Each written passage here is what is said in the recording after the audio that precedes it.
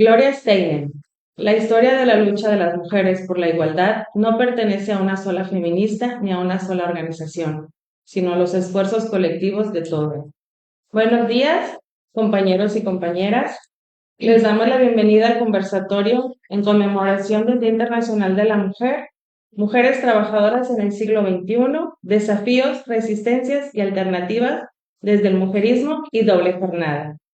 Agradezco que nos acompañen la maestra Miriam Tatiana Zamudio Osuna, Gracias. que es actualmente docente de la licenciatura en Ciencia Política de la UAM, y la doctora Mariana Betsabé Pelayo Pérez, gracias. Actualmente también docente de la Unidad Académica de Ciencias Sociales. Bienvenidos, compañeros, esperemos que este espacio sea fructívo para ustedes, que escuchemos y entendamos el real significado de lo que es ser mujeres. Les presento ahora sí cordialmente, les doy muchas gracias, sí, una introducción para que conozcamos a nuestras ponentes.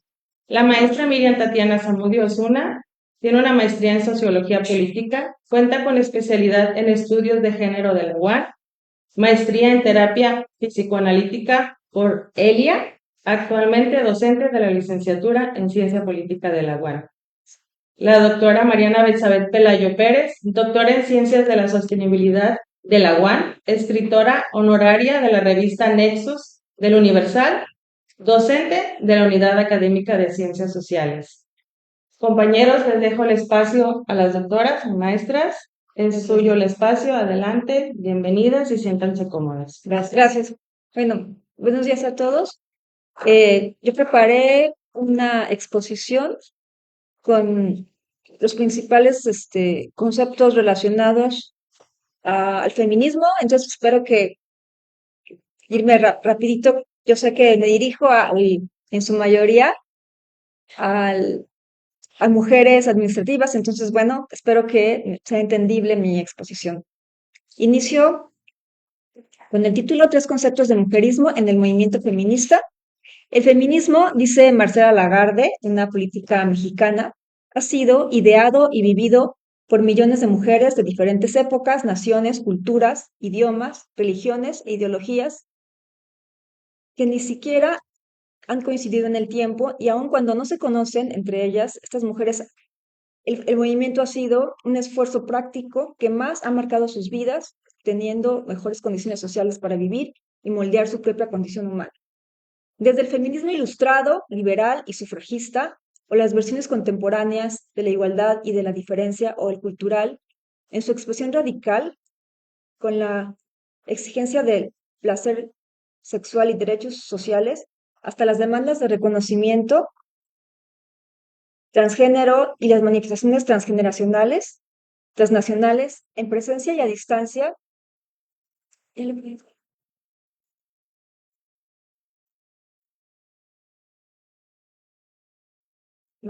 El movimiento nos, nos cuida y lo hemos cuidado. Haciendo un rápido recorrido por las tres olas del feminismo, podríamos decir algo de cada uno más representativo. Del feminismo ilustrado, la primera ola feminista se refiere a la exigencia de la igualdad de derechos civiles y políticos de la época. Estamos hablando de una época en donde se busca reconocer los derechos humanos. Estos inicios del feminismo político se ubican a finales del siglo XVIII con el nacimiento de la Ilustración y los debates de la Revolución Francesa. En torno al reconocimiento de estos derechos humanos, las mujeres denunciaban que las nuevas ideas y los grandes principios de libertad, igualdad y fraternidad eran una imposición masculina con base en las leyes de la naturaleza y la razón, la naturaleza asociada a lo femenino y la razón a lo masculino.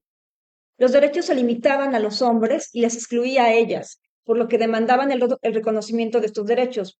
Ante la negativa y reacción represiva de los autoritarismos, estas mujeres comprendieron que debían luchar en forma autónoma para conquistar sus reivindicaciones, asumiendo como demanda principal el derecho al sufragio, ya que de este derecho se derivarían los demás logros y conquistas. En esta época, las primeras feministas reconocidas de esta ola son Mary Wollstonecraft, escritora y filósofa inglesa, que solicitaba, entre otras cosas, que las mujeres tuviéramos poder sobre sí mismas. No se trataba de dominar a los hombres, sino que nos apropiáramos de nosotras mismas. En su libro Vindicación de los Derechos de la Mujer, de 1792. Estamos hablando de épocas en donde iniciaba la modernidad.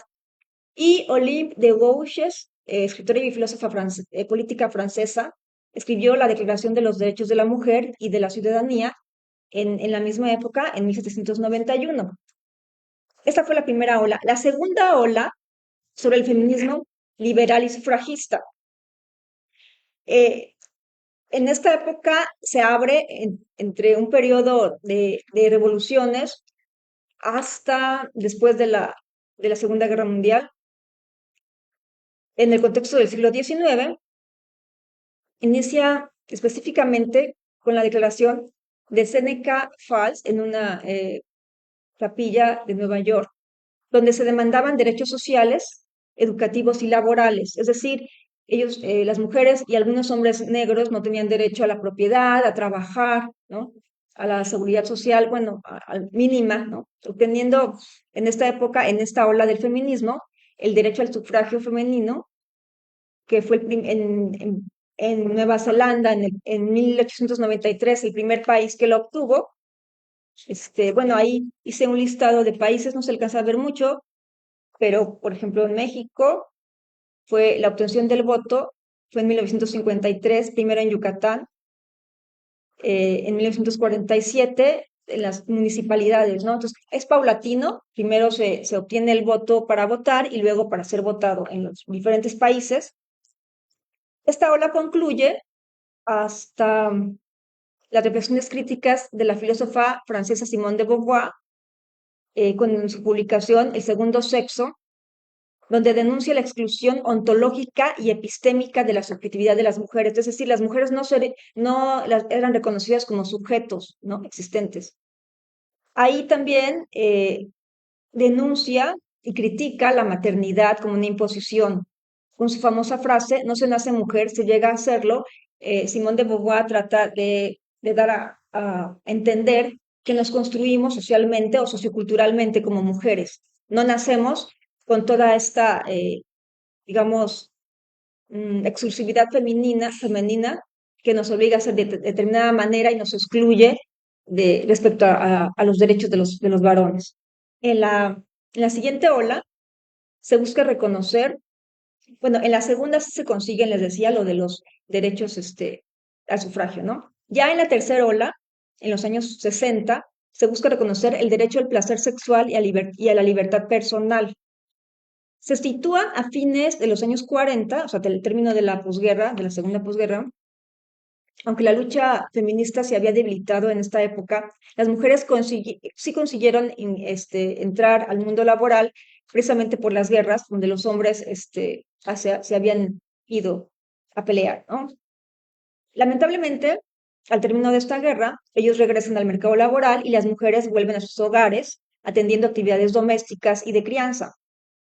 Y de este modo, la frustración de las mujeres fue un caldo de cultivo para la tercera, pero para esta tercera ola del feminismo, eh, a finales de los 40 y hasta los años 80, donde va a haber una crisis, ¿no? En el feminismo y el esplendor del feminismo radical.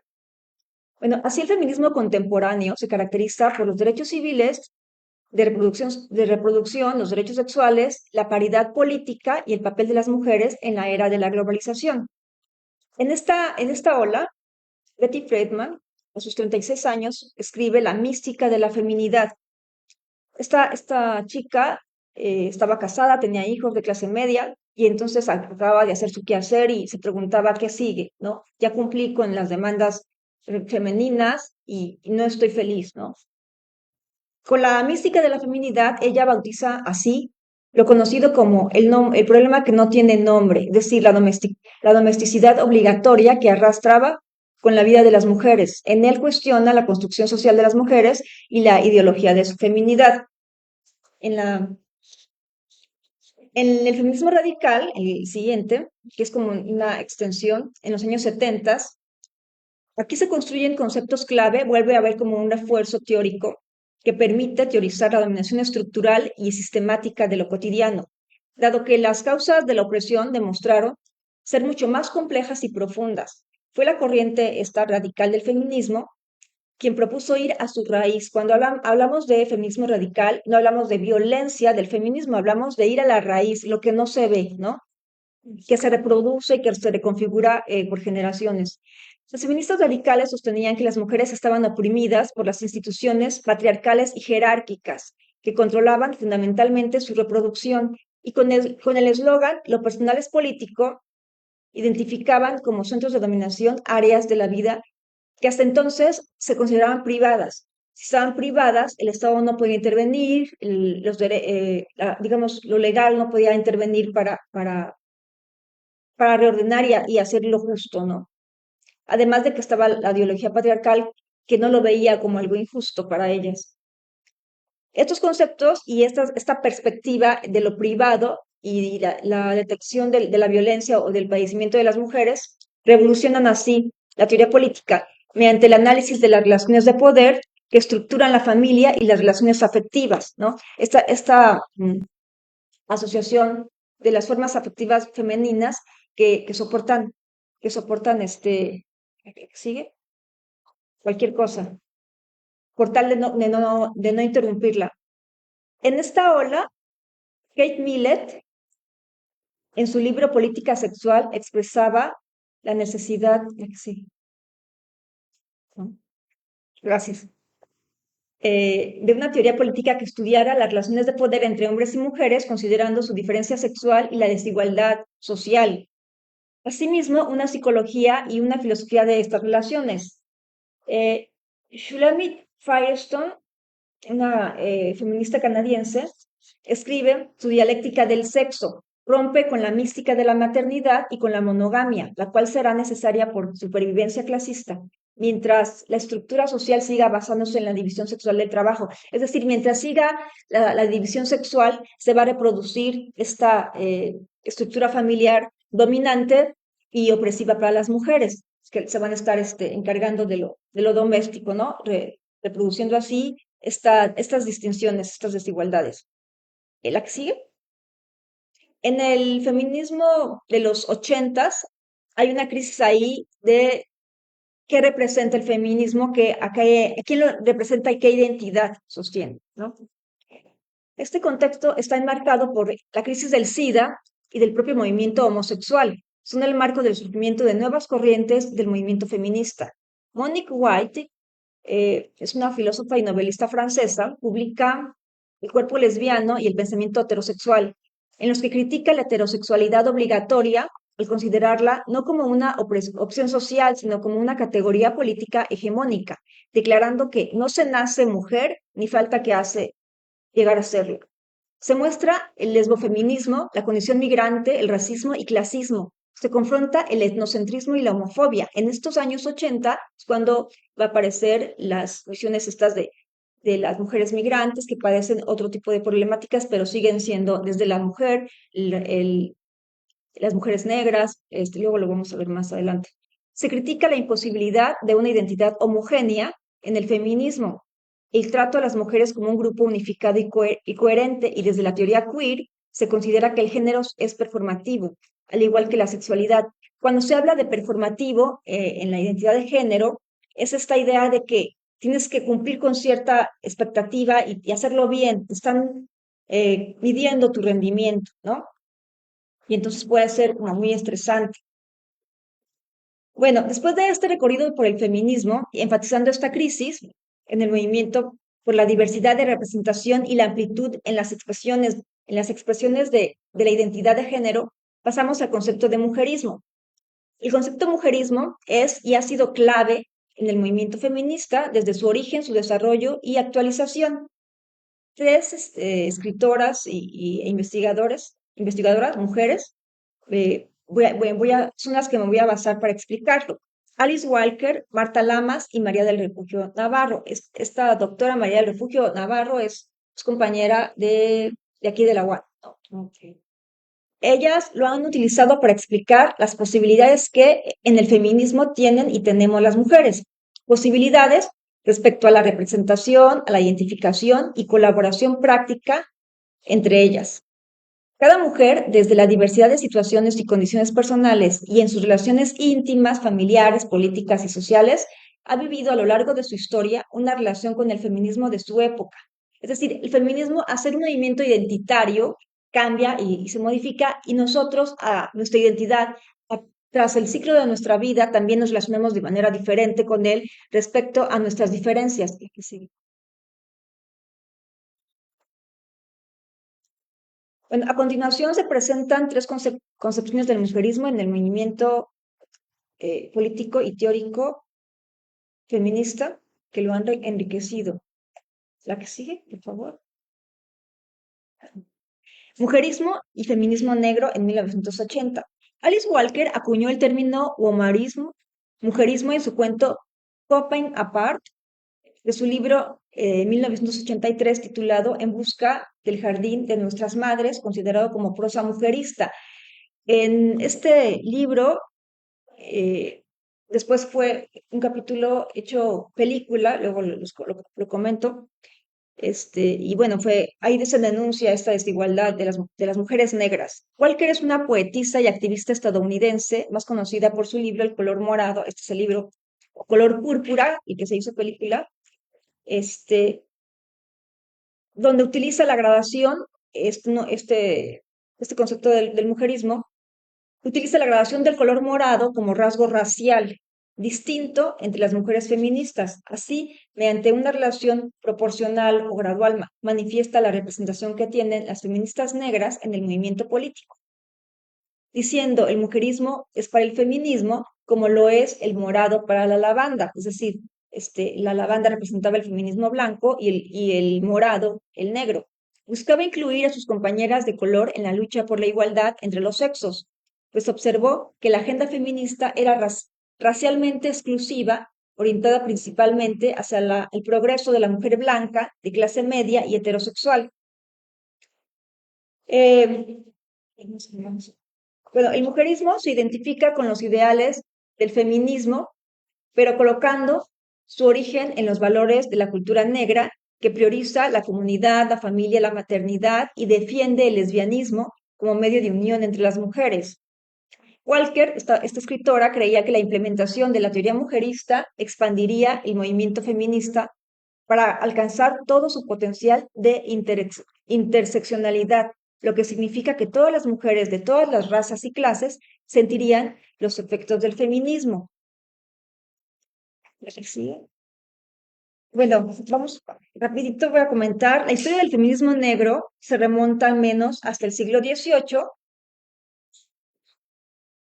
cuando Isabella van Wagner, quien nació esclava y después se liberó, a sus 46 años cambió su nombre por Sojourner Truth, relacionado con la verdad, y a los 54 años de edad, aún sin saber leer, asistió a la primera Convención Nacional de Derechos de la Mujer.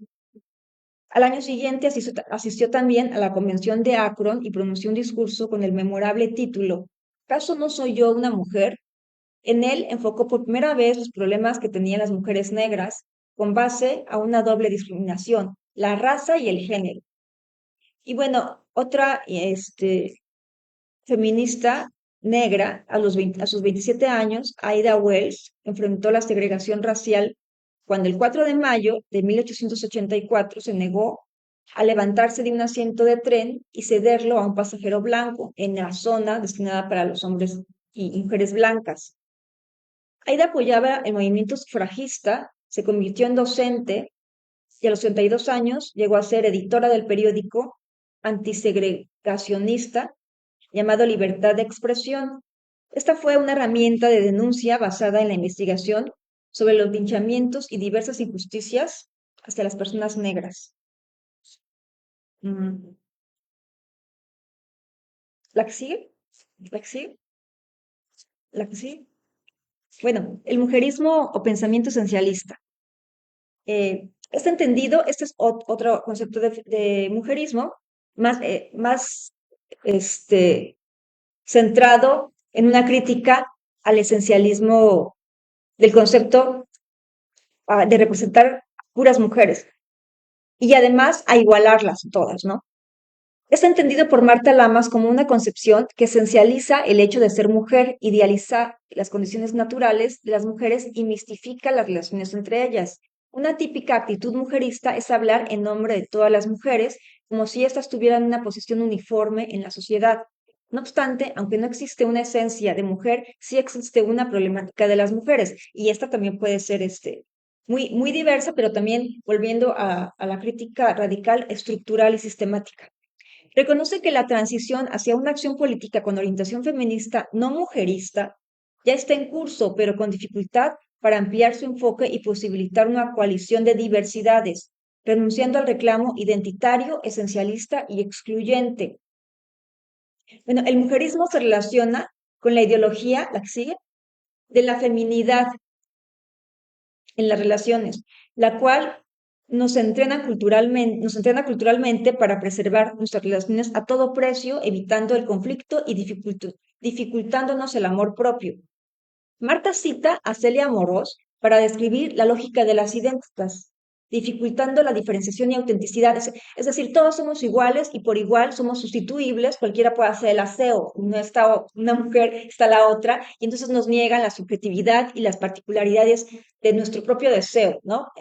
Auténtico, por decirlo así. Para revertir la falta de amor propio individual, todas nos queremos, siguiendo una lógica amorosa en la que además se suman los los efectos del perjuicio masculino que compartimos. Es decir, todos los hombres nos agreden a todas las mujeres, entonces ese perjuicio a nosotras nos une, que es válido también, ¿no? Pero no siempre es así y no siempre de la misma manera. Para la activista feminista, la que sí, perdón, Emma Obrador Garrido, una de las fundadoras de la Asociación Internacional de Mujeres Abrazando a México, el mujerismo es también una definición de las mujeres desde el punto de vista de los hombres. Es considerarlas como seres necesitados de protección, sin fuerza y poder, por el hecho de ser mujeres, condición que puede también ser útil para obtener beneficios o un trato distinto y preferencial. Por un lado, nuestra posición de necesitadas de protección refuerza esta idea de que si necesito a alguien que me salve y además reconocer que los varones o te pueden salvar o te pueden agredir, ¿no? Entre ellos. Además de que también uno puede, luego vamos a ver estas actitudes feministas, beneficiarse con esta idea de que soy mujer y entonces soy más honesta, soy más vulnerable, eternamente víctima, no sé. Eh, Considerar que no es lo mismo ser feminista que mujerista, pues mientras uno entiende la diversidad como la base de la igualdad, es decir, el feminismo entiende que somos diversas, la otra, el mujerismo, homogeneiza a todas las mujeres para exigir esta solidaridad. Señala que tanto mujeres como hombres mujeristas, o sea, hay actitudes en ambos, que incursionan en la política utilizan un discurso pseudo-feminista solo para aparentar ser más igualitarios, menos machistas y acercarse al voto femenino masivo, ¿no? Eh, Shanghai Lily fue un drag queen, en su nombre es Enrique Hinojosa Vázquez, activista LGBT y feminista, escritor español, ya murió. Entiende por mujerismo como una corrupción, la que sigue, perdón, de generación y oposición al feminismo, pues en lugar de cuestionar el machismo lo preserva, de modo que, al igual que él, se sustenta en tramposas dicotomías que el patriarcado presenta como contrarias. Es como una ideología de género que define cómo ser una mujer para que pueda considerarse como tal y desde esta perspectiva esencialista reduce su definición al sexo, excluyendo o manipulando así las características psicológicas y factores como raza, clase, cultura, ubicación. Es decir, eh, evita la interseccionalidad y la diversidad de las formas de ser mujer, ¿no? No permite que las mujeres sean críticas, que puedan cuestionar la propia definición de mujer. Por tanto, refuerza la imposición a las mujeres para definirse por esa regla castradora que es lo femenino, frente a la liberación que define al feminismo. Su discurso se construye sobre la base de que todas somos idénticas, subrogando así una representatividad confusa e impostora, por lo que aparece como una hermana amable del feminismo, pero en realidad de quien es hermana es el machismo. Y bueno, Marta Lamas, volviendo a sus críticas, ella es antropóloga, pero está muy relacionada con el ámbito político. Dice que reconceptualizar la práctica política de identidad esencialista implica cambiar la pregunta ¿quién soy yo? ¿Por dónde estoy?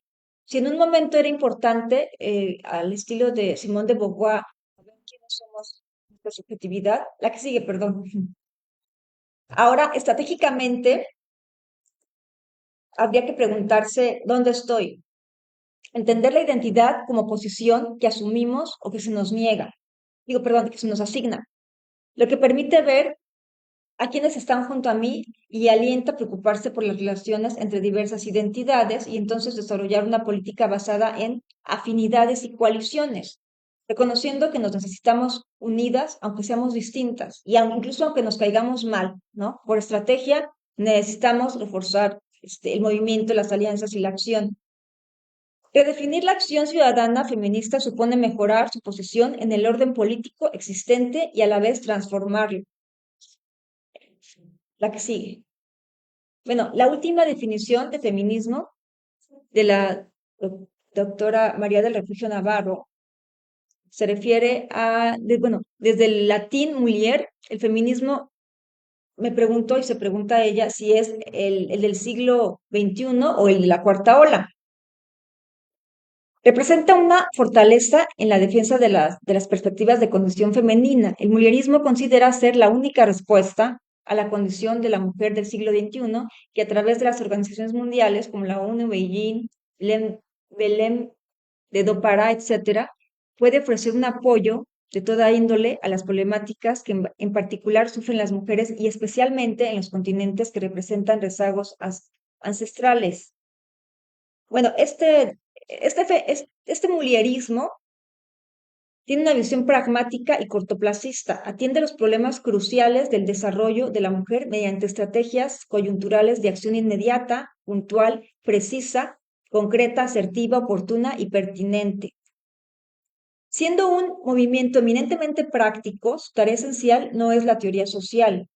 Considera que la teorización, la que sigue, viene después de las acciones y en consecuencia las mujeres están más orientadas a la obtención de resultados sin tener previamente una planeación técnica impecable. Es decir, si hay una problemática, ya está reconocida de que las mujeres estamos estructuralmente más vulnerables, se atiende, se soluciona y después se sistematiza, digamos, la acción, el efecto, para poder crear la teoría, ¿no? Más que más. Bueno, esta investigadora reconoce que las mujeres, la que sigue, perdón, en los últimos 50 años han conseguido logros en el empoderamiento de su condición y en su posición relevante del desarrollo humano en las sociedades contemporáneas, pero sus acciones tienen aún debilidades estructurales y padecen retrocesos, lo que se evidencia en la crisis de los cuidados, desapariciones, migraciones y desplazamientos forzosos de las mujeres.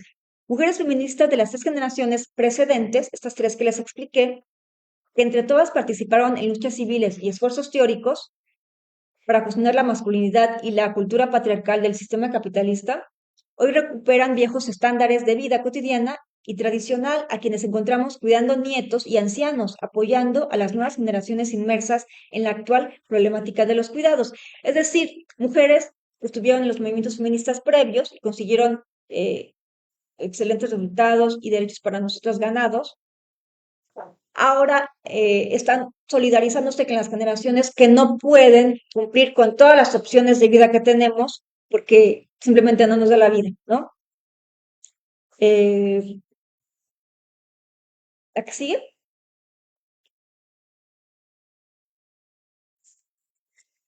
Bueno, hay también una idea ya de feminismo de la cuarta ola o de la sororidad, derivado del latín soror, en su neologismo que destaca la hermandad entre mujeres con respecto a las cuestiones sociales de género. Se distingue por discutir nuevos temas, conceptos, corrientes, agendas de trabajo y expresiones públicas masivas, aprovechando coyunturas de denuncia, hartazgo y demandas sociales. y económicas discriminatorias. La característica medular de esta ola del feminismo es su expresión mediante el uso de tecnologías capaces de comunicar y articular las reflexiones, el arte y experiencias de activismo de mujeres de todo el mundo, ¿no? Bueno, conclusiones. ¿La que sigue?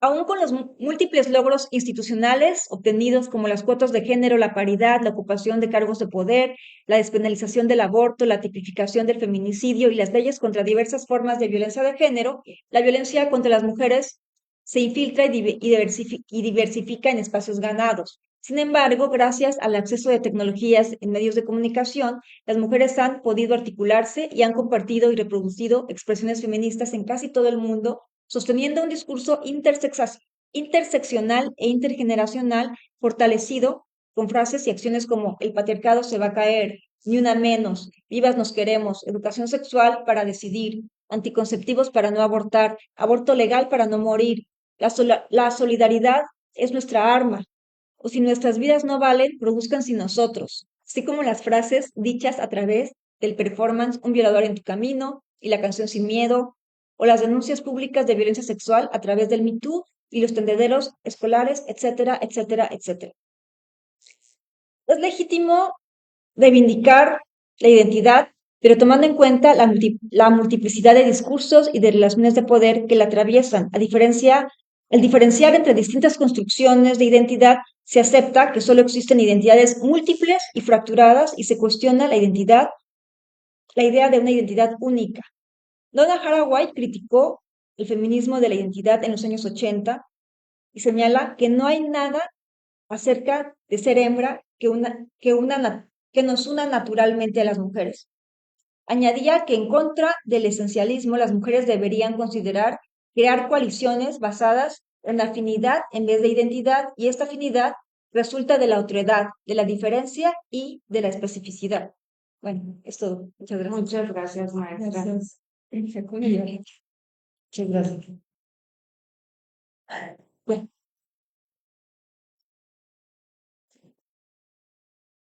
si podemos el video ahorita. Sí, oye, Ya. sí. A continuación tenemos un video. Un video que nos quieren compartir. Intenta ser mujer, solo por un día. ¿Cómo te verías? ¿Qué se sentiría? No te enojes, no estés triste, no llores, estás en tus días. No seas débil, pero no muy fuerte, no seas tan fría, morirás sola. Gana dinero, pero no tanto, sé independiente. Cásate joven, ten hijos antes de los 30, ten un trabajo de tiempo completo y sé mamá también de tiempo completo. No pidas ensalada, eso es demasiado aburrido. No pidas una hamburguesa, eso es muy atascado. Pide la cuenta, pero no pagues. O no pidas la cuenta, él tiene que pagar. Sé sexy, pero no seas puta. No cojas en la primera cita. No te masturbes, sé complaciente. Mantente virgen, no seas tan mojigata. Prepárate, estudia, sé inteligente, lee libros. No tanto, asustas. Sé poderosa, sube en el mundo corporativo, pero nunca tan lejos, tan alto. Siempre muéstrate feliz, pero no demasiado, sé amable. No quieres terminar siendo una solterona y quedada. No seas puta, una perra, no seas latosa, ya no seas chismosa, sé luchona, no seas machorra, no seas tan femenina. Escucha, cállate, no seas habladora, ríete siempre de los chistes aunque no den risa, no lastimes el ego, sé complaciente. ¿No tienes novio? Déjame ubicarte. ¿No es duro estar sola? Dramática, eres una cougar, loca, gorda, vieja, rabo verde. Córtate el pelo, está muy largo. No, no tanto, está muy corto. Estás muy flaca, se te ven los huesos. Estás muy gorda, baja de peso, culona. Sé rica, no seas poderosa, no seas controladora, encárgate de todo. No seas dominante, no seas sumisa, no seas dramática, no te quejes, estás hormonal, estás neurótica. No uses maquillaje, ya estás muy vieja. No uses tacones, sé femenina, bájate la falda, pareces monja.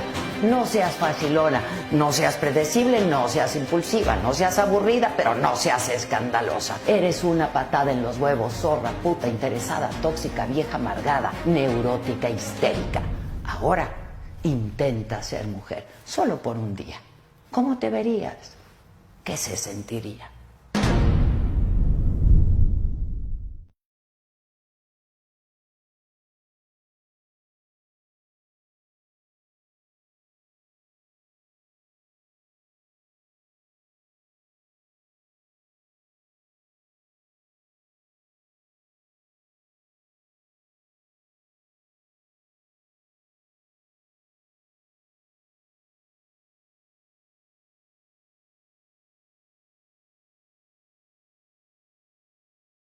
De entrada, ¿qué es la doble jornada?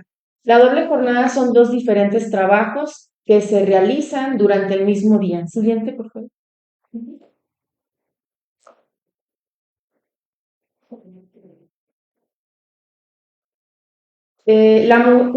Un trabajo es, la mujer ocupada tiene una jornada de trabajo conocida como un trabajo público, es un trabajo donde recibimos una remuneración económica, una especie, y está mediado por un tipo de relaciones enmarcadas en el proceso productivo. Es decir, tenemos ciertos puestos, ¿no? Clientes, jefes, trabajadores. Aquí es un trabajo que nos están remunerando, ¿no?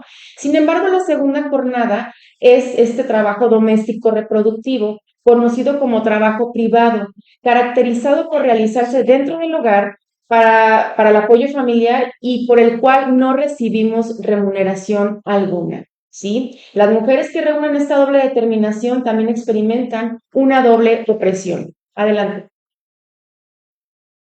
La construcción de la doble jornada, creo que muchas que estamos aquí lo hemos vivido y lo vivimos diario porque básicamente sostenemos, ¿no? También el sistema familiar y sostenemos el sistema reproductivo capitalista. Esta construcción de la doble jornada femenina no es materia individual familiar, sino que tiene un trasfondo estructural y sistémico. ¿Qué significa esto? Tiene que ver con la división sexual del trabajo y la infravaloración del trabajo doméstico no remunerado. No sé si han escuchado que de repente les dicen, no, es que no haces nada, ¿no? Cuando estás haciendo trabajo en casa, ¿no? Cuando te dedicas a limpiar la casa, a la crianza de los hijos, al trabajo de sostener a la pareja, por ejemplo, en términos emocionales o incluso en alimentar, ¿no? Entonces, estas frases que oímos por ahí es que, ay, ¿a poco? O sea, es un trabajo, el trabajo doméstico es un trabajo invisibilizado, ¿sí?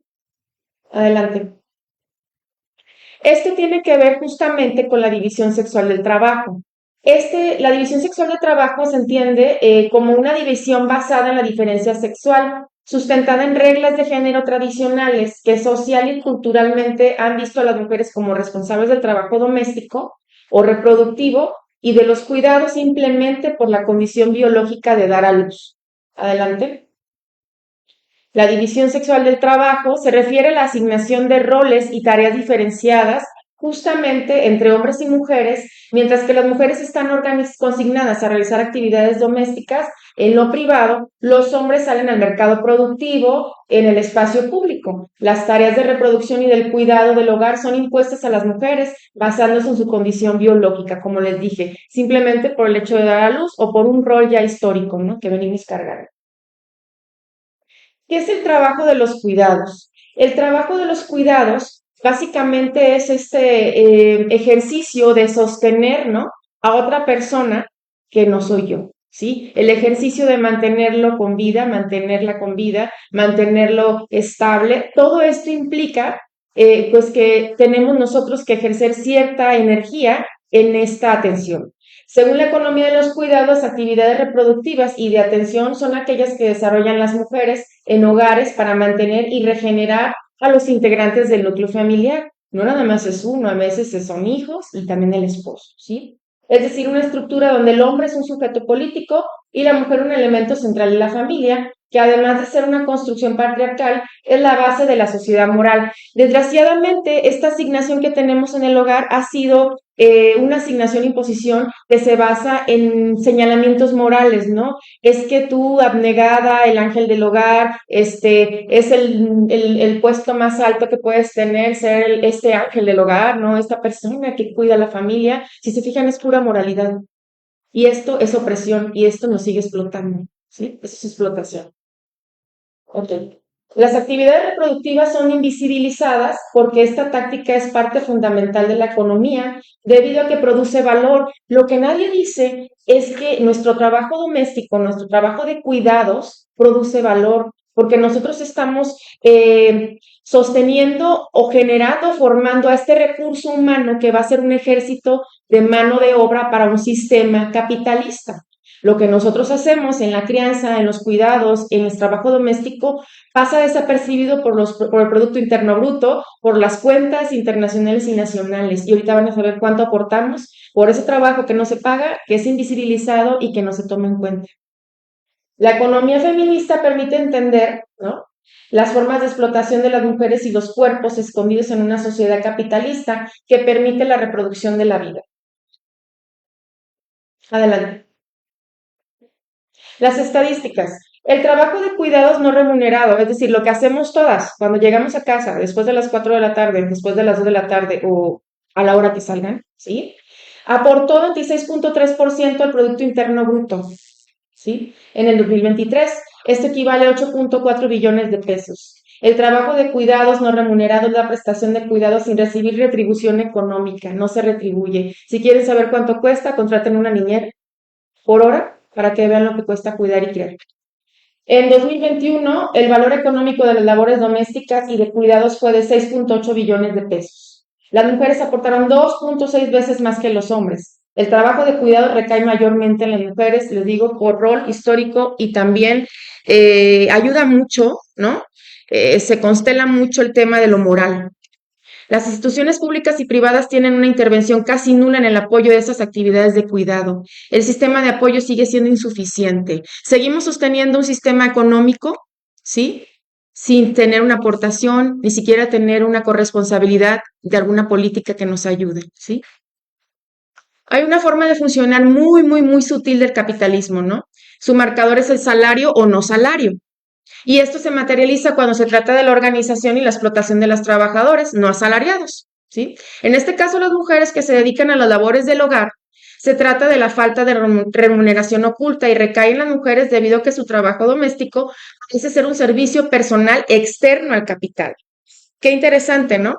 Es un servicio personal externo al capital, pero sí aporta, ¿sí? Gracias a mucho del trabajo invisibilizado y no remunerado, se sostienen las familias, se sostiene un sistema económico. Nosotros estamos formando al recurso humano que en un futuro va a sostener ese recurso económico y no es pagado.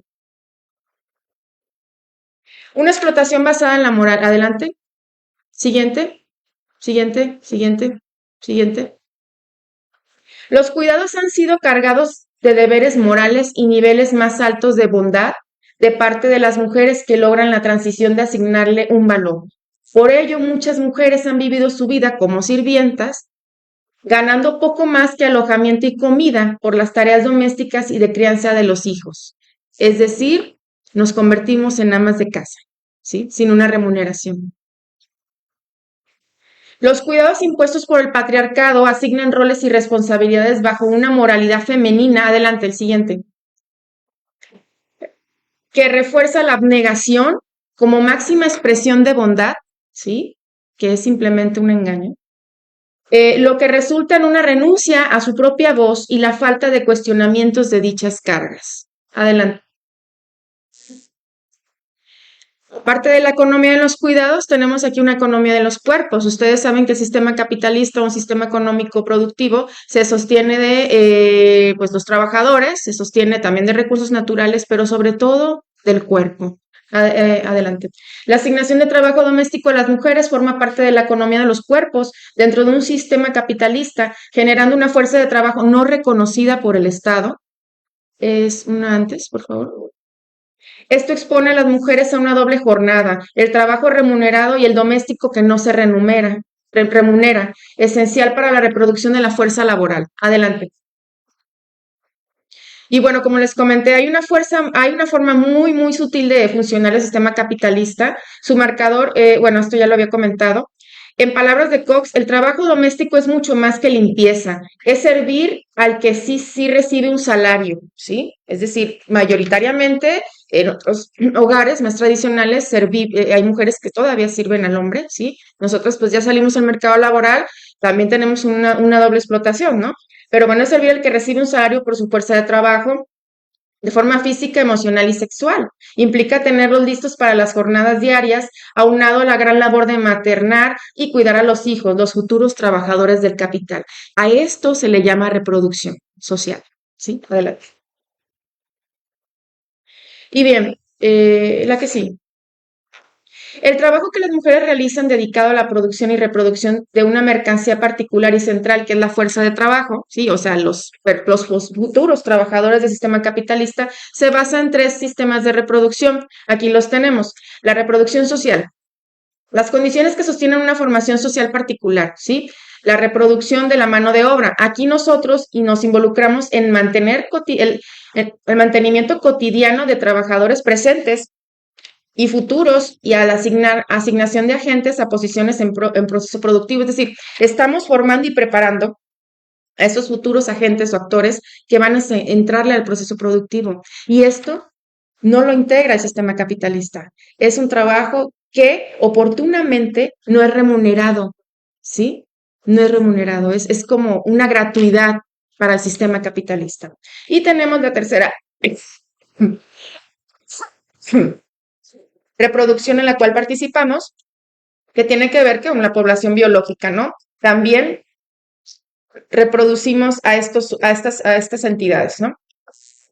Cada nivel de reproducción tiene implicaciones particulares para las mujeres y se encuentra mutuamente comprometido con los otros niveles. Adelante. El trabajo, y bueno, aquí vemos una pirámide, ¿sí? Esta pirámide nos habla qué sostiene el sistema, qué sostiene la vida, ¿no? No sé si han oído mucho esa frase de qué sostiene la vida. Pues tenemos aquí, es el iceberg de la economía de los cuidados. Tenemos una reproducción, tenemos en la base mayoritaria que es la reproducción y cuidado. Como ya les dije, quienes realizan este trabajo mayormente somos las mujeres. Después tienen los mecanismos de subsistencia, ¿no? Que son actividades o condiciones inmediatas o básicas para la subsistencia. Enseguida viene el trabajo informal y después el formal. El formal es donde hay un salario, es la economía de mercado, es donde ya los trabajadores tienen hasta pues es una relación laboral remunerada, ¿no? Entonces, si ven en la escala o en la pirámide, lo que está sosteniendo el sistema formal o económico es la economía de los cuidados, la reproducción y el cuidado, ¿no? El trabajo doméstico no se realiza solo por afecto. Al contrario, se desarrolla bajo presiones sociales, culturales, psicológicas o incluso de manera indeseada y bajo violencia física. Hemos sido, bueno, no sé, partícipes y víctimas, bueno, no víctimas, no, de comentarios, ¿no? Es que tú tienes que entregarte de por vida a tus hijos, es que tú tienes ya, olvídate de tu vida anterior, ahora ya eres otra o sea, siempre estamos bajo ciertas narrativas y discursivas que terminan siendo narrativas opresoras, ¿no? O sea, que nos siguen determinando moralmente dónde tenemos que estar y no pensar a lo mejor en una superación personal, no pensar en otro tipo de actividades que no sean la parte de los trabajos reproductivos, ¿sí? A veces dentro de la misma familia, o sea, encontramos estas guardianas del patriarcado, ¿no?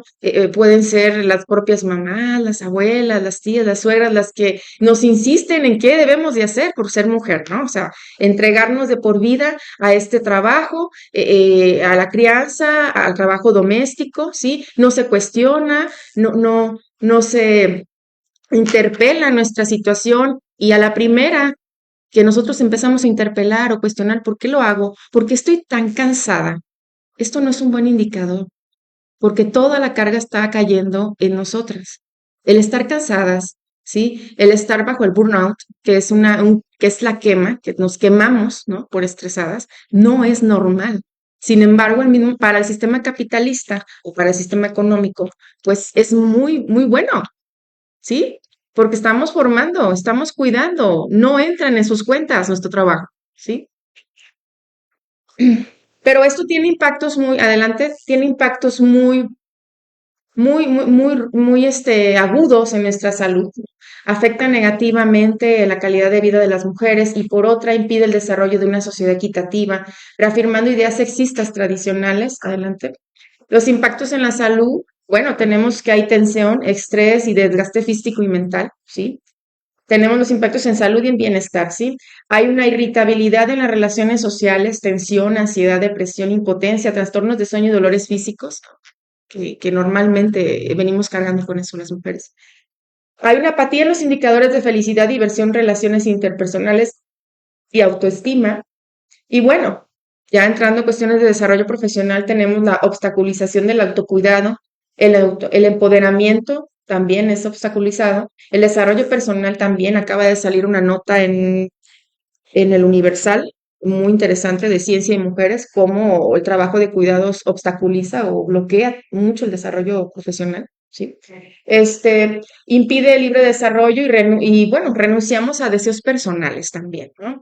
Y bueno, imposibilita oportunidades en el mercado laboral formal. De repente tenemos que estar negociando con el jefe inmediato, que ya se nos enfermó el niño, que hay que ir, o tenemos una reunión de padres de familia. Siempre estamos negociando y aquí mi querida amiga en algún momento me lo dijo, ya va a llegar la etapa que vas a empezar a negociar, que te cuiden, que te hagan el favor de ir por él, ¿sí? Y es sumamente complicado cuando algún sistema o una institución no te apoya tampoco. Las estrategias para abordar la doble jornada. Adelante. Adelante. Bueno, tenemos aquí un diamante de cuidado, lo que más se promueve, y creo que esto ya se está trabajando a nivel de políticas públicas, es el diamante de cuidado, ¿no? El diamante de cuidado tiene que ver con la corresponsabilidad. Para lograr esta transformación sustancial del problema planteado, es necesario caminar hacia una corresponsabilidad del trabajo doméstico y de los cuidados. No es nada más nuestra responsabilidad. No. Esto es, el hecho de que estemos estresadas, cansadas, quemadas, es una expresión de un sistema capitalista que nos está explotando, ¿sí? Y mediante la moralidad y la narrativa y la discursiva moral, ¿sí? Esto sigue, continúa, pero aquí las que se están desgastando, como les dije, la economía de los cuerpos, pues somos las mujeres. Este diamante identifica a los actores involucrados en las responsabilidades del cuidado, quienes idóneamente deberían articularse para generar condiciones equitativas para la sociedad. Si ustedes pueden ver el diamante de cuidado, se supone que tendríamos que la familia tiene que hacer lo suyo, pero también el mercado tiene que aportar o tiene que contribuir o participar en esto. Las organizaciones sin fines de lucro también tendrían que estimular para que se pueda solventar esto. No quiero decir armonizar, porque realmente nosotros no lo vivimos en armonía, ¿no? Está la palabra armonizar, ¿no? Trabajo doméstico y trabajo profesional. Eh, Me cuesta mucho decirla porque no es una armonía, es una lucha intentar adaptar mi vida laboral a mi vida doméstica. No es, perdón, se me van a echar encima muchas tal vez feministas, pero para mí no es una armonía, ¿sí? Este, entonces, este diamante identifica los factores involucrados. Bueno, se supone que el Estado también tendría que hacer lo suyo mediante la política pública, ¿sí? Si una institución inmediata no nos ayuda, tendría que el Estado que implementara políticas que por favor nos ayuden, porque estamos quemadas, ¿sí? Adelante. Es necesario destacar la importancia de que las políticas públicas involucren al Estado, el mercado, la familia y las organizaciones sin fines de lucro, comunidad. Creo que tenemos más apoyo de la comunidad, nuestras redes de apoyo, eso muy escuchado, muy nombrado, ¿no? Y quienes tenemos redes pequeñas o grandes, créanme que es una gran ayuda, ¿sí? Con la finalidad de generar una transformación estructural. Es importante que el Estado genere condiciones de bienestar a través de políticas sociales que garanticen la equidad en el entorno laboral y familiar, lo que habíamos comentado, así como implementar políticas que modifiquen las prácticas del mercado y apunten hacia una reestructuración de la división sexual del trabajo. Y bueno, tenemos algunos casos de éxito, bueno, unos casos de avance, ¿no? En Latinoamérica. Por ejemplo, en Uruguay se institucionalizó un sistema nacional integrado de cuidados, el cual busca reconocimiento del trabajo de cuidados no remunerados, o sea, un reconocimiento ya al menos, ¿no? No que nos digan, no hiciste nada, no es que es tu deber, ¿no? Es que eres el ángel del hogar, algo así. La reducción del trabajo de cuidados y la redistribución del trabajo de cuidados entre varones y mujeres. Tenemos en Chile, se implementó un sistema de protección integral para la primera infancia. Tenemos una red nacional de cuidados para la infancia y la persona adulta en Costa Rica. En Guatemala y Colombia hay una creación de redes para los cuidados colectivos y en la apertura de espacios de acompañamiento educativo para la niñez. Esas son políticas de conciliación de trabajo-vida, ¿sí? Creo que me parece que va, en Sudamérica está trabajando en ello bastante bien. Y bueno, comentarles, para contribuir a la transformación de la doble jornada de trabajo femenino, es necesario que el trabajo de los cuidados y del hogar no recaiga sobre las mujeres, ¿sí? Sino que se logre una redistribución con el involucramiento de los varones, así como de servicios estatales y políticas laborales, sí, sobre todo, que permitan que las mujeres tengan acceso a mayores oportunidades para alcanzar el desarrollo personal y profesional, sin verse limitadas por actividades de cuidados y del hogar. Miren, nosotros incluso fuera del trabajo, quienes hacemos doble jornada o hasta triple jornada, seguimos produciendo para el sistema económico, creo que ya quedó claro por qué, ¿no? La transformación de la doble jornada. Lo ideal sería la inclusión de todos los miembros en tareas domésticas y de cuidado. Que esto tenemos mucho bloqueo porque se sigue reproduciendo un sistema muy, yo diría machista, ¿no? Al interior de los hogares, que todavía como que a los hombres no, es difícil integrarlos a estas actividades, ¿no? Necesitamos también políticas sociales y laborales, es decir, equidad en el ámbito laboral y familiar, licencias de paternidad más amplias, reducción de jornadas laborales, centros de cuidado infantil, ¿sí? Ocupamos centros de cuidado infantil, bastantes. El rol del Estado en la transformación social, medidas educativas y culturales para cambiar roles de género tradicionales, campañas de difusión y concientización, acceso a servicios de cuidado, espacios culturales para reflexionar sobre la desigualdad de género. Y bueno, adelante, finalmente, la final. Cuestionarnos aquello que nos han enseñado como natural por el hecho biológico de ser mujer. El trabajo doméstico y de los cuidados es trabajo y debería ser reconocido como tal. ¿Sí? Yo cierro con estas palabras, esperando tener comentarios o empezar una reflexión para poder empezar a desplegar este tema, ¿no? Sería todo, gracias. Muchas gracias, doctora. Qué, qué emotivo escuchar tus palabras y con lo que ella anteriormente nos dijo. Creo que nuestras compañeras trabajadoras, y compañeros, si algunos también lo escucharon, reconozcamos la lucha de las mujeres en la vida diaria, que no es simplemente un feminismo o querer estar adelante de, no, es simplemente que se nos reconozca y se nos apoye. Como dices tú, a lo mejor no hay una armonía. Ahí sí, no sé cómo preguntarte, ¿por qué dices que no es como una armonía? ¿Me pudieras No hay una armonía, bueno, anteriormente le decía una armonización, ahorita ya le está manejando como conciliación, enseñar? conciliar, y me parece más oportuno, porque armonizar nuestra vida laboral junto con la crianza no es armónica. Para mí ha sido una negociación y una lucha intermitente, ¿no? O sea, a veces bien, a veces mal, a veces no sabes qué hacer porque no tienes a veces las condiciones laborales que te faciliten también, ¿no? Sí. El ejercicio de cuidados, porque tú sabes que cuidar y sostener a los hijos es incertidumbre total. Tú no puedes llegar y decirle a tu jefe inmediato, voy a faltar tantas veces porque se me va a enfermar el niño en mayo, o sea, en absoluto, No, ¿no? sabes. Esa es una. Pero tú estás aportando, por ejemplo, de 8 a 4 aquí, ¿no? Al sistema económico, pero tú llegas a casa y sigues haciendo actividades domésticas, ¿no? El tema de mantener, criar, cocinar, limpiar, sigues haciéndolo y sigues aportando. Ya lo vimos que es un trabajo no remunerado, pero que sí aporta un 26% al capital, al sistema, al Producto Interno Bruto, ¿no? Y esta es una ganancia tan pura, bueno, no pura, pero tan fácil para el sistema capitalista.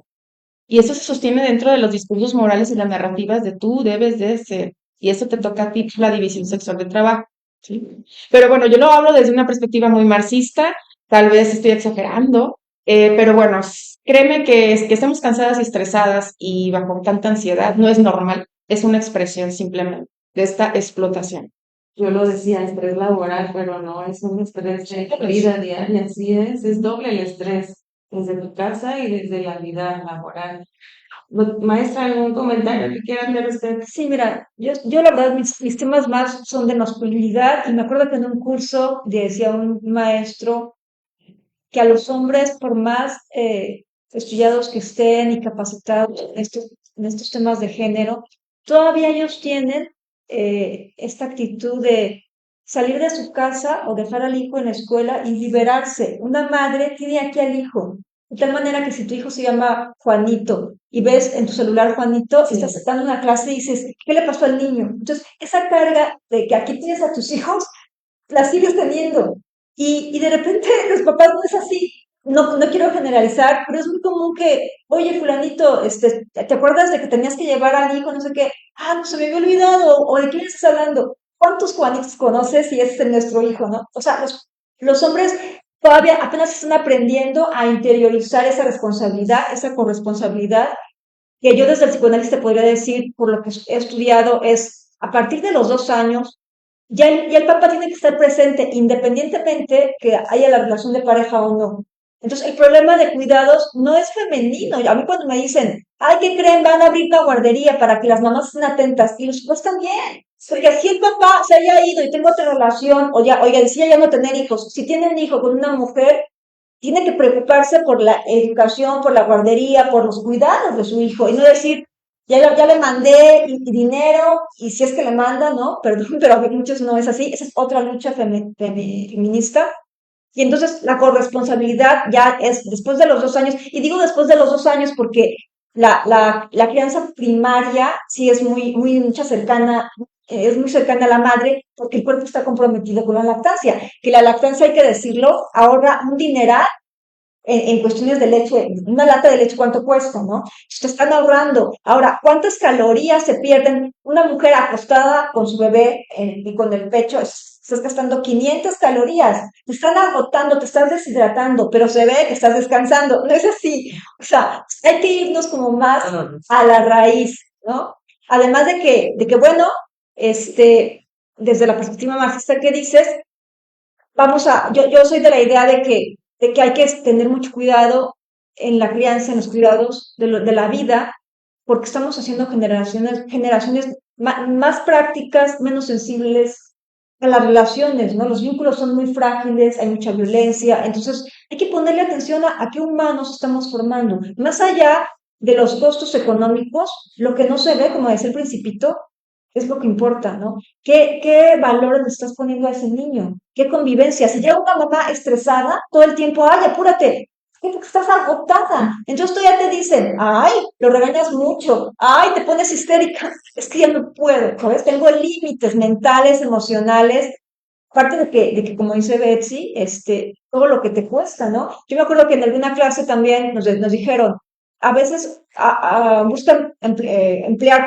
hombres con esposa. ¿Por qué? Porque con la esposa te ahorras, pagas poco y te ahorras, desde una perspectiva marxista, la que plancha, la que cocina, la que ya no van a violar, casi casi, o sea, no quiero generalizar, pero muchas veces hay grupos de contrataciones de varones que aumenta a veces la violación porque no traen a sus esposas, y entonces con todas las esposas, con una esposa te ahorras la crianza y les puedes pagar poco porque ya lo vas a hacer gratis, ¿no? Entonces, bueno, hay que valorar, yo digo, valor como valentía en las feministas, valor como precio y valor ético, ¿no? Desde que la vida vale y vale quien la cuida. Un psicoanalista habla de sostener a la madre cuando ella se está sosteniendo al bebé, ¿no? Pero las relaciones tan frágiles, pues te dejan solo. Sí, sí.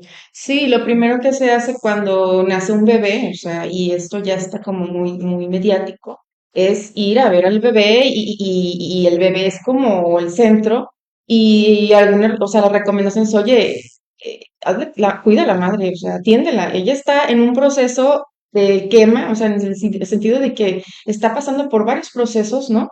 Que también son invisibilizados, ¿no? O sea, pero siempre es como la narrativa de ir a ver al bebé y todo, y a veces hasta genera más trabajo, por ejemplo, las visitas, ¿no? Es un decir. Creo que ahorita mencionaste algo muy interesante, volvemos a la economía de los cuerpos. El cuerpo o el desgaste del cuerpo o la energía del cuerpo es vital para este sistema capitalista, ¿sí? Porque justamente el desgaste lo tenemos en este lienzo. Este lienzo que pues lo expresa, ya ves, andamos estresadas, ansiosas, pero gracias a los cuerpos, o sea, finalmente pues se sostienen, ¿no? Se sostiene la familia inmediata, se sostienen varios, anillos, ¿no? Económicos, por así decirlo.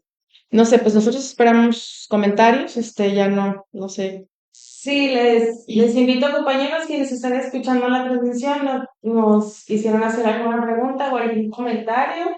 Este, Tenemos un comentario ahí, no sé si quieres comentar sobre ellos, pero el comentario dice, ojalá la UAN deje de ejercer a las trabajadoras de estrés, como hace falta el espacio para cuidar a los pequeños. Sí. Pues sí, necesitamos instituciones con una perspectiva de género que sea real, que sea operable, no estética, sí, que sí ayude, porque estamos bajo mucho estrés. Actualmente, con tanta modificación administrativa, estamos manejando un estrés laboral muy increíble, tantas exigencias, y nosotros, pues no nada más nuestro trabajo, como les dije, la doble jornada, no termina a las 4 de la tarde, ni a las 2 que salen algunas, empieza otro trabajo allá en casa, ¿sí? Entonces, eso es importantísimo que se visibilice, que se sensibilicen los funcionarios de la UAM, ¿no? Porque creo que a lo mejor no han tenido contacto con estos temas, ¿sí? Y es necesario, necesitamos, o sea, hay otras instituciones a nivel nacional que tienen sus guarderías, ¿sí? Las tienen, o sea, bueno, tal vez estoy exagerando, comparando en algo así, pero, perdón, pero pues la UNAM tiene su propio CENDIAN dentro del agua, no sé, es increíble, ¿no? Vamos apoyo y ayuda para seguir laborando, ¿sí? A eso es la intención de expresar este tema de la doble jornada que ya se está viendo en otros espacios, ¿sí? Sí, pues, no sé si recuerdan a nuestro querido Sandy. Sí, Ujú. quizás es un punto muy sensible, pero sí, nosotras contábamos con el CENDI, también se hizo la creación de la guardería para las compañeras estudiantes. El CENDI fueron 36 años, si no me Así equivoco, es. funcionando, yo fui parte y es un punto que esperemos si las autoridades volteen a ver, y es un punto que se necesita para que no haya estrés laboral, para que no haya cansancio, como lo mencionamos. Hay quienes tienen horario quebrado ya ahora que ya no se ocupa corrido para que tengan a tus hijos en cuidado de 8 a 4, que era el horario que tenía el CENDI. Y ahora ya se les están quebrando el horario a todas las compañeras, pero creo que es un poquito más difícil porque estás en otra institución fuera de... Así es.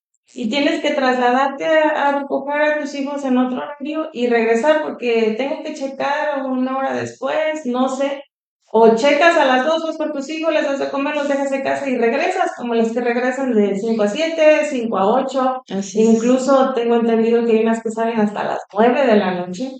Hay mujeres y pues con hijos y sí es difícil, es un estrés excelente, muy, muy excelente para nosotros, que rebasa nuestra salud, así como lo mencionamos. Así Y es es. algo que lo que no invertimos, invertimos simplemente en lo laboral, en la casa, pero en nuestra salud.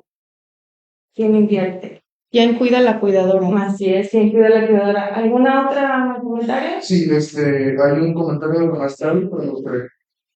Ok, aquí lo tengo.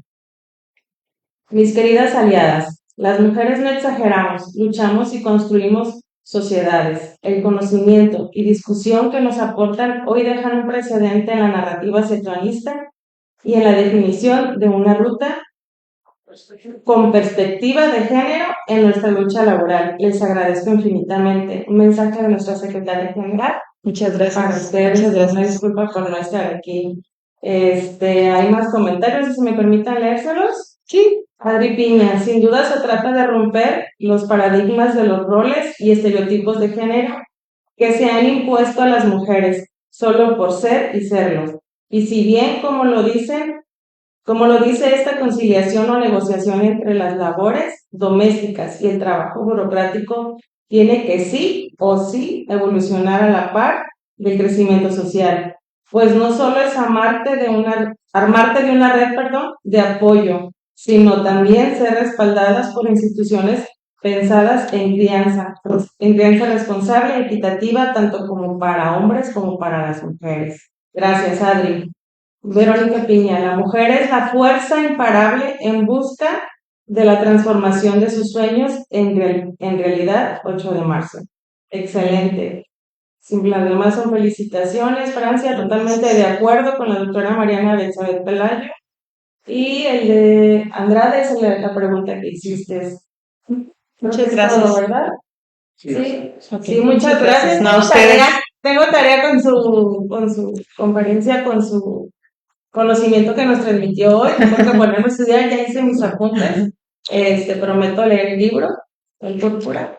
Ahí no me comentabas de la película que es libro también, chicos. Sí. Hay que ilustrarnos un poquito en este aspecto, porque no es solo un concepto de feminismo que a veces nos hacen ver en la calle, no es un solo. Y cada quien también nos creamos un concepto de feminismo. Ayer que visitábamos a las compañeras, en las áreas, yo lo que les mencionaba, la Secretaría General y su servidora decimos que cada una lucha desde su perspectiva de vida. Cada una tiene su idealismo de ser mujer y su forma de vida. Cada quien lucha desde su casa, desde su oficina, en la calle, en la escuela. No sabemos dónde cada una tenga que luchar de más. Claro, Pero todas no nos olvidemos que somos mujeres y que podemos y que hay igualdades y que los hombres también pueden hacer la vida más fácil. claro que sí. Claro, sí. Tanto como hay buenos y hay malos. Este, podemos hacer una. Sí, Sí, en unos momentos regresamos. está para. Sí, nomás les voy a pedir reconocimiento, no sé si quieren.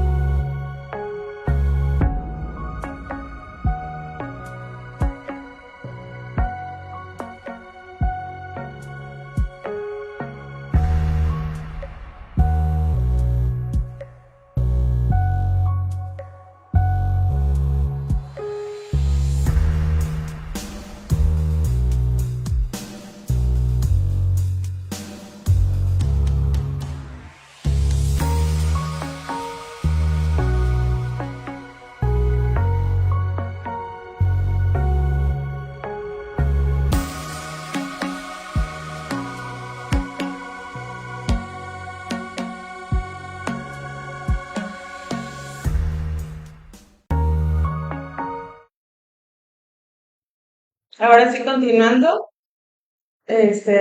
primeramente agradecerles de parte de nuestra secretaria general, la maestra Elda, el haber estado con nosotros y darnos una grandísima plática. Les entregamos el reconocimiento que a la letra dice: Sindicato de Empleados y Trabajadores de la Universidad Autónoma de Nayarit otorga el presente reconocimiento por su valiosa participación en el conversatorio Mujeres Trabajadoras en el siglo XXI, desafíos, resistencias y alternativas desde el mujerismo y la doble jornada, en el marco del Día Internacional de la Mujer, 8 de marzo, Tepic Nayarit, 7 de marzo del 2025.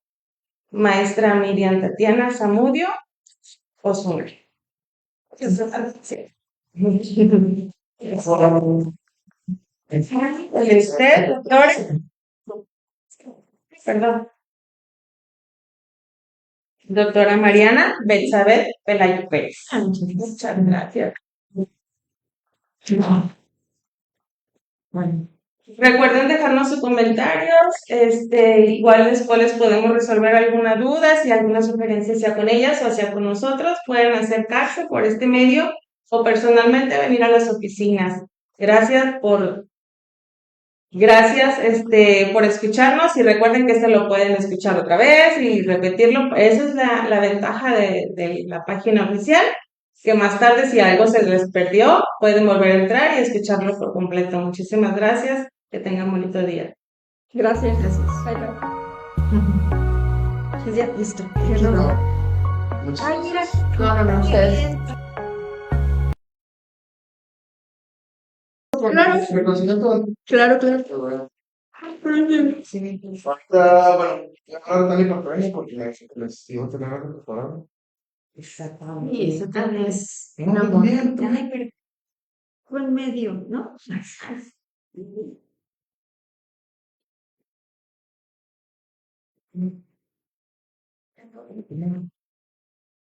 Ay, la puta madre.